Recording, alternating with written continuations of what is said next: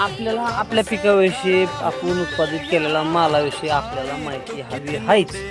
आणि माहिती असल्याशिवाय म्हणत नाही की बोलल्याशिवाय आंबाड्या ऐकत नाही त्या. मग आपला काटून आलेला जो काय माल असेल, जो काय भरलेलं कणीस असेल, याबद्दल जर तुम्ही पिकाच्या बाबतीत जर तुम्ही स्पष्टपणे बोलून जर नाही सांगू शकला, तर तुम्ही चांगल्या प्रकारचं माल आणून पण आज मी त्याला उपयोग नाही.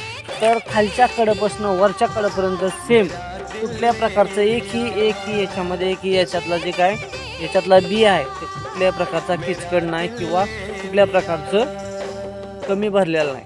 तर याचं कारण काय माहिती आहे का, ह्याला मिळणारे जे अन्नद्रव्य आहेत ते भरपूर प्रमाणामध्ये मिळतात. याच्यामधली जी काय मकाची जी काय क्वालिटी आहे, बियाची जी काय क्वालिटी आहे ते उत्तम प्रकारचे आहे. आणि बी वापरताना चांगल्या क्वालिटीचं वापरलं होतं. ॲडव्हान्टेज होतं 751 ही व्हरायटी होती. त्याच्यामुळं ह्या बियामध्ये जे काही उत्पादित झालेला जो काय माल आहे हे कुठल्या प्रकारचं किचकट नाही.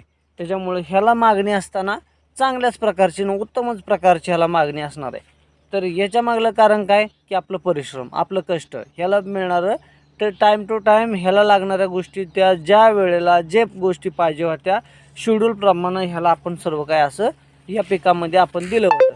आणि सगळ्यात महत्त्वाचं काय असते की शेड्यूल म्हणजे काय की टाईम टू टाईम त्याला अन्नद्रव्य कुठल्या टायमिंगला काय पाहिजे, रोगराया कुठल्या टायमिंगला आलेले आहे, कुठल्या टायमिंगला या गोष्टीला या पिकाला काय हवं आहे काय नको आहे, याला जास्त प्रमाणात काय होतं, याच्यावर पडणाऱ्या किडी, याच्या पडण्यावर होणारा परिणाम, या गोष्टींचा सलोखपणे जर अभ्यास जर करण्यात आला आणि त्याचप्रमाणे जर नुसता अभ्यास नको आहे, जे काय तुमच्या मनामध्ये आलं आहे, जे तुमच्या ध्यानामध्ये आलं आहे, जे काय करायचं आहे ते प्रत्यक्षात ज्यावेळेस असं होईल त्यावेळेस अशा पिकांमध्ये ह्या गोष्टी होणाऱ्या हे आपल्याला दिसून येतात.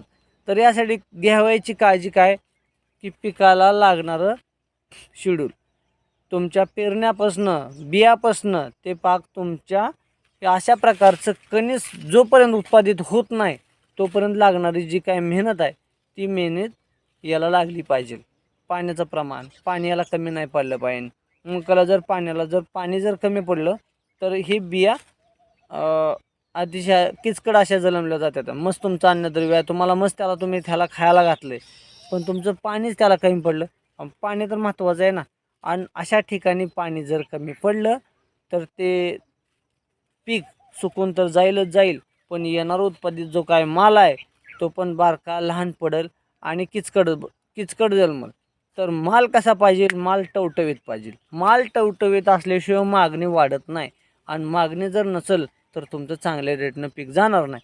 मग तुम्हाला काय करायचं आहे, कष्ट परिश्रम